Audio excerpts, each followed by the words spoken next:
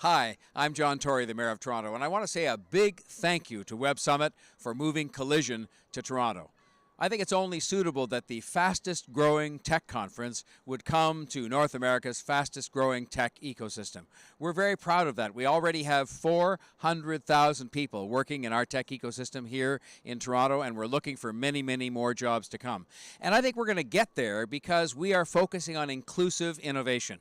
We are taking the most diverse population of any city in the world, and we're building on that. We've got a deep pool of talent here, and we've got all kinds of programs in place, visa programs and others, to make sure we can attract the best and the brightest from around the world and do it easily in a way that can help people grow their businesses. And so we're thrilled to have Collision coming to Toronto, and we invite the world to join us here in Toronto at Collision.